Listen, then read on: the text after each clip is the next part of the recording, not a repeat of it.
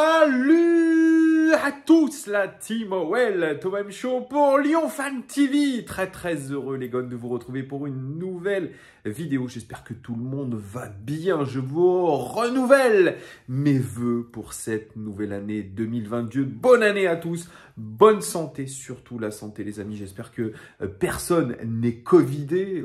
Enfin, ce sont peut-être des paroles un petit peu en l'air vu comment le virus circule. En tout cas, on croise les 4 doigts pour notre Olympique Lyonnais pour que, enfin, nous retrouvions le chemin du succès, le chemin de la victoire, les amis. Alors, nouvel épisode, nouvelle vidéo de OL Daily Mercato, puisque la période de transfert a commencé, les amis. Et ce, depuis le 1er janvier. Et pour l'instant, pas un départ, pas une arrivée, et nous avons des joueurs qui vont partir à la CAN, ou alors qui sont quasiment en train de partir. On pense à Islam Slimani, Tino, Kadewere notamment, Karl Toko et Kambi. Et nous, eh bien, pour l'instant, il n'y a pas l'ombre d'une arrivée. On pensait à Azmoun, et comme je vous l'ai dit dans ma vidéo d'hier, ça n'a pas l'air bien engagé, en tout cas. Ce qui était plutôt annoncé sur les réseaux sociaux récemment a l'air de se vérifier. Azmoun ne viendra pas pour l'instant, en tout cas peut-être pas tout de suite. Donc on va perdre un certain nombre de joueurs et on a aussi certains autres qui sont positifs au Covid, qui vont être dans une phase de reprise. Et puis nous, voilà, on est un petit peu dans l'expectative niveau joueur. Donc c'est un petit peu dommageable, surtout que il y a une rumeur, une grosse rumeur qui est sortie hier dans le journal L'Équipe. C'est Hugo Guillemette qui a sorti cette bamba, entre guillemets. C'est que le Paris Saint-Germain s'intéresserait à Lucas Paqueta. Et oui, vous avez bien entendu, le PSG s'intéresserait à Lucas Paqueta et en ferait même sa priorité lors du mercato estival. Alors, on peut se dire que c'est une rumeur fantoche.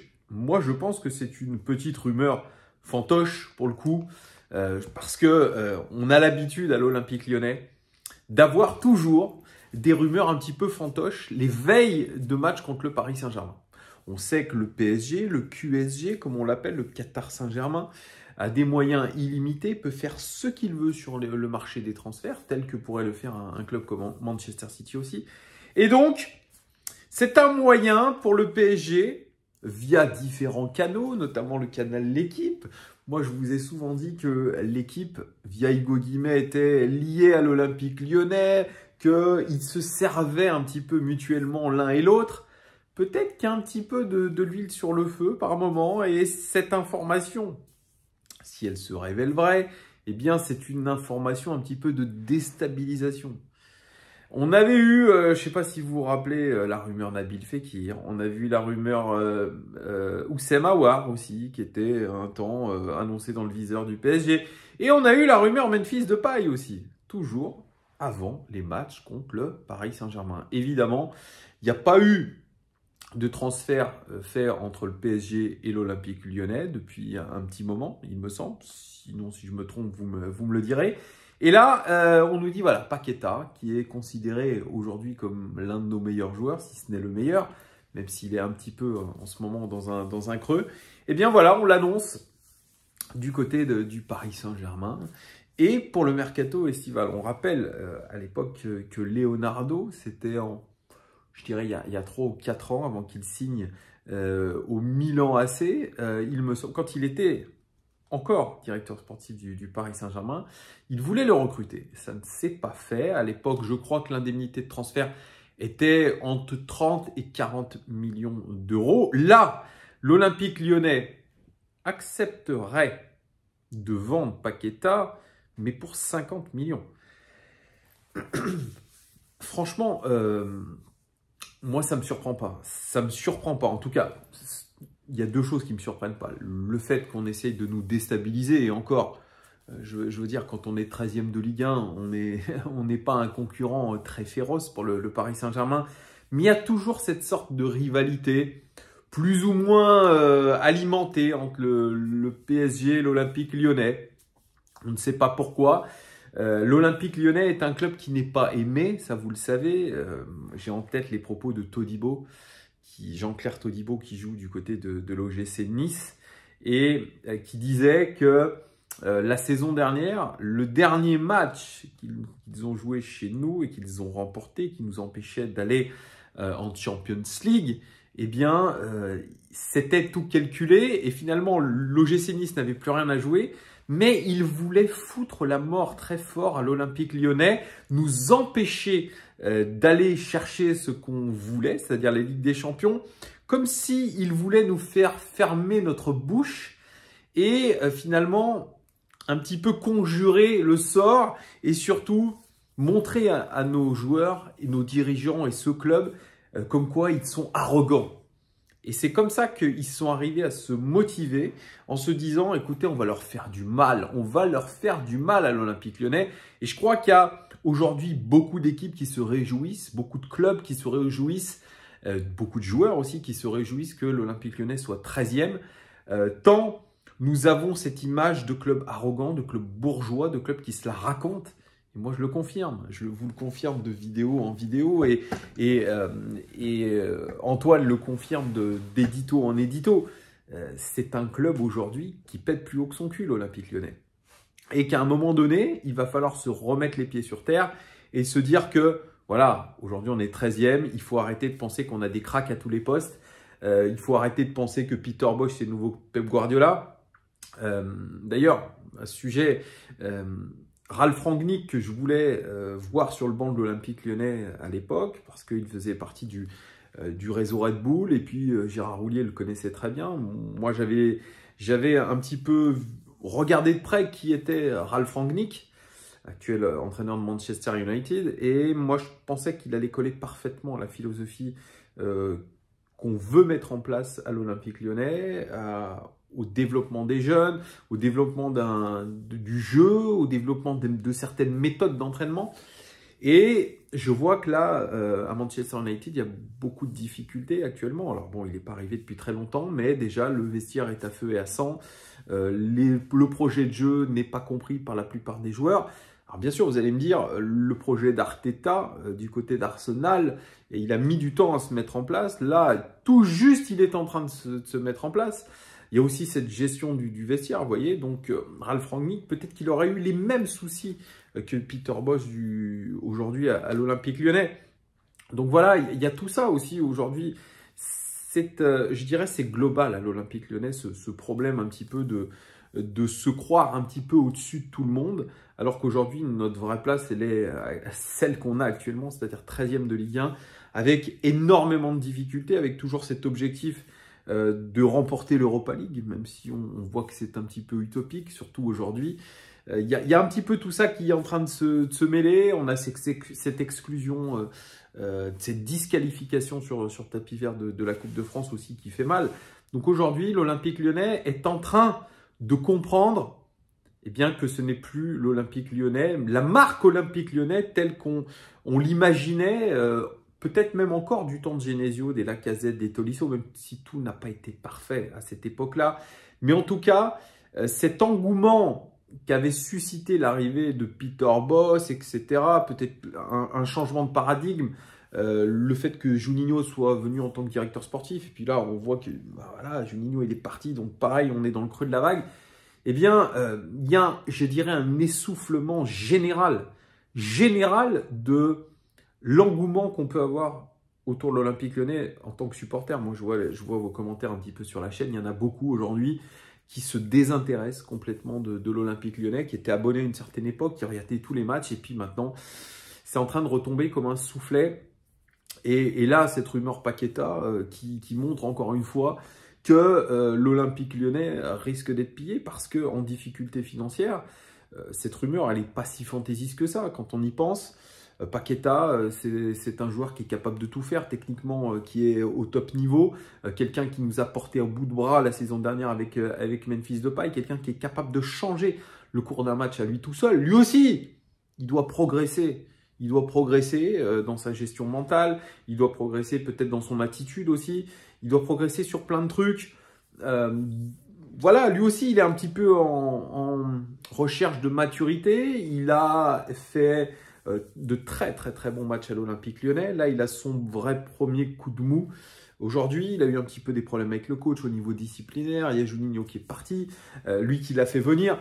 Bref, il y a tout ça un petit peu à gérer. Puis, il y a encore une fois la gestion de potentiellement rejoindre le Paris Saint-Germain pour avoir un autre niveau de salaire, pour avoir un autre niveau de notoriété. Aller rejoindre son copain Neymar aussi là-bas. Alors moi, je vois beaucoup aussi de commentaires qui disent « Ouais, bah t'as qu'à y aller, de toute façon, tu vas finir comme Neymar, tu vas finir danseuse, joueur de poker, etc. Tu vas te désintéresser du ballon. » Peut-être, j'en sais rien. J'en sais rien. Mais en tout cas, je pense que quand un joueur est annoncé dans le viseur d'un grand club, puissant, je dirais plutôt puissant comme le Paris Saint-Germain, eh bien, ça peut faire un petit peu perdre la tête parce que on sait très bien que quand on intègre un club comme ça, on va, je vous dis, avoir un niveau de salaire incroyable, on va avoir une notoriété qui va exploser, on va avoir tout qui va aller avec. Donc évidemment, ça peut déstabiliser encore un peu plus. Après, l'Olympique Lyonnais, malheureusement, devra se résoudre aujourd'hui à vendre une partie de ses meilleurs actifs, de faire de l'achat-revente. Alors bien sûr, il y en a certains qui disent « Mais Thomas, comment tu peux dire ça aujourd'hui, vendre Paqueta, vendre Bruno Guimaraes, autant aller en Ligue 2 ?» Je suis d'accord avec vous, bien sûr. Si on veut aller plus loin, on est obligé de garder nos meilleurs joueurs. Je comprends ce que vous dites. C'est comme la rumeur Bruno Guimaraes, on l'annonce à l'AS Roma, on l'annonce à Arsenal, on l'annonce à Everton. Il y a des clubs qui sont intéressés. Et l'Olympique Lyonnais sera vendeur pour une certaine somme. Est-ce que Bruno Guimaraes partira peut-être pour 30 millions avec bonus? Paqueta partira peut-être pour 40 avec bonus. Vous voyez, on aura fait quand même une plus-value. Malheureusement, on est là. Hugo Guimet disait il y a très peu de temps, il disait « Tout l'effectif est à vendre ». C'est la réalité aujourd'hui. C'est la réalité d'un club comme l'Olympique Lyonnais. C'est un club qui a perdu beaucoup d'argent, qui est en train de continuer à en perdre à cause de la pandémie. C'est un club qui est en difficulté institutionnelle. C'est un club qui est en difficulté au niveau de son manager, ses managers, tout ça, au niveau du board, qui est en difficulté sportive, qui est de multiples aujourd'hui difficultés, qui essaye de construire, bien sûr, ce fameux OL Valley, qui permettrait finalement à l'OL, à l'entité OL, à la multinationale OL, de ne pas dépendre uniquement du sportif et de compenser via cette espèce de Disneyland Olympique Lyonnais. Sauf que si vous n'avez pas un club de football qui est fort, ça va aller droit dans le mur parce que ça fait partie aussi du jeu. Je vais dire, quand vous pensez Olympique Lyonnais, vous pensez tout de suite équipe de foot. Vous ne pensez pas à l'Asvel, vous ne pensez pas à tout ce qui vient se raccrocher à l'Olympique Lyonnais. Vous pensez équipe de foot, équipe masculine. Et voilà, c'est la première chose qui vous vient à l'esprit. Vous pensez peut-être à Jean-Michel Aulas aussi. Donc oui, c'est intelligent de la part de Jean-Michel Aulas d'avoir voulu créer tout un complexe permettant de diversifier un petit peu les rentrées d'argent. Ok. Mais nous qui sommes des amoureux du ballon rond, qui sommes des amoureux de l'Olympique Lyonnais, eh bien, on ne veut pas de tout ça. Parce que, entre-temps, on nous dit, peut-être pour survivre, peut-être pour pérenniser un petit peu le club, on est obligé de faire de l'achat-revente, du trading. Malheureusement, aujourd'hui, c'est la réalité. L'Olympique Lyonnais ne peut pas garder ses meilleurs joueurs.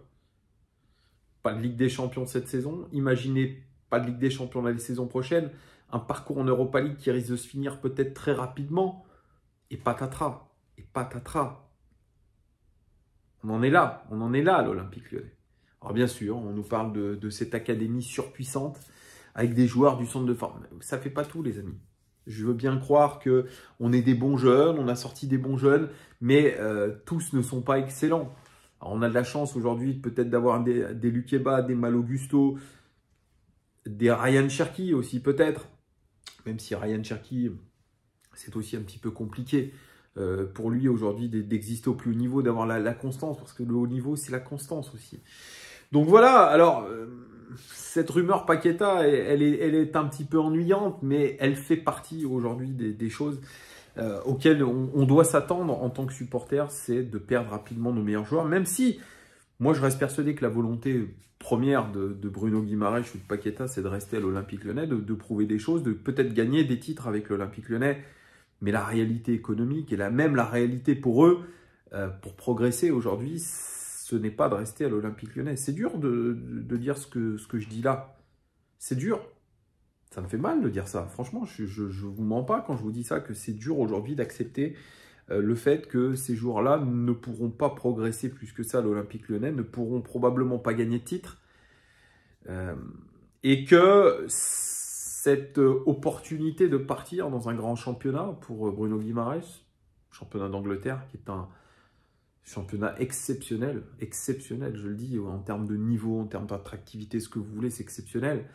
Même le niveau de salaire va augmenter pour Bruno Guimaraes. C'est un challenge intéressant. Pour Paqueta, aller au Paris Saint-Germain, c'est aussi se confronter à une concurrence, au fait aussi de jouer régulièrement la Champions League, même si le PSG ne la remportera peut-être pas tout de suite. Après, moi, je vous le dis, par rapport au milieu de terrain qui est actuellement au Paris Saint-Germain, Paqueta a largement sa place. Il a largement sa place. Quand vous enlevez des Paredes, même Marco Verratti, qui n'est pas assez constant, qui est tout le temps blessé, même si c'est un incroyable joueur. Gana Gueye, c'est pas forcément le même registre, parce que Paqueta, lui, peut jouer un petit peu à tous les postes, c'est un polyvalent, même si c'est un meneur de jeu. Je pense même un Di Maria un petit peu plus sur le déclin, parce qu'il a quand même, Di Maria, il a quand même 32 ou 33 ans, hein, je crois que c'est 32 ans, 33, ouais, ça doit être 33 ans pour Di Maria, donc il est un petit peu légèrement sur le déclin. On pense à Danilo Pereira en tant que milieu relayeur, ils ont de sacrés gavanes quand même. Même quand je pense qu'ils avaient pris un Rafinha qui a été prêté à la Real Sociedad. Paqueta, il a largement le talent pour pouvoir faire quelque chose dans cette équipe. Bien sûr. Donc, il y a cette tentation pour lui, je pense, d'aller du côté du Paris Saint-Germain et de l'Olympique Lyonnais, de vendre un joueur à un, entre guillemets, concurrent, parce qu'aujourd'hui, nous ne sommes plus concurrents. Donc, on verra l'attitude de Paqueta pendant ce match, s'il joue, parce que c'est pas sûr, il s'entraîne peut-être à part, du fait qu'il soit revenu un peu plus tard que les autres. On verra bien. Mais effectivement, toutes ces rumeurs, tous ces sons de cloche à droite à gauche pour nos meilleurs joueurs, ça rassure pas beaucoup. Ça rassure pas beaucoup, mais aujourd'hui, on doit l'accepter, les amis. On doit accepter que notre club soit dans le creux de la vague et que l'Olympique Lyonnais soit en grande difficulté financière, même si on ne veut pas se l'avouer. Même si la gestion de l'Olympique Lyonnais a été saine, aujourd'hui, il y a beaucoup trop de variables qui rentrent en jeu pour pouvoir... je vais dire être optimiste dans le fait de garder nos meilleurs joueurs. C'est comme ça. Ça fait mal, mais il faut pouvoir aujourd'hui l'accepter. Peut-être que nous aurons des lendemains un petit peu plus radieux. Peut-être qu'on arrivera à faire quelque chose avec des joueurs peut-être un petit peu moins en vue. Peut-être qu'on refera de l'achat-revente. Peut-être que ce sera notre business model pendant assez longtemps. Peut-être jusqu'à ce qu'on soit racheté. Enfin, j'en sais rien quoi vous dire. C'est un petit peu dommageable, mais aujourd'hui, voilà. Dites-moi, vous, en commentaire, ce que vous pensez de la rumeur de Paqueta du côté du Paris Saint-Germain. Est-ce que vous êtes vendeur ou non, les amis? Dites-moi tout en commentaire. Merci en tout cas de me suivre et de nous suivre de plus en plus nombreux, les amis. Je vous fais un gros cœur sur vous et je vous fais des gros bisous et à très, très vite. Ciao les gars.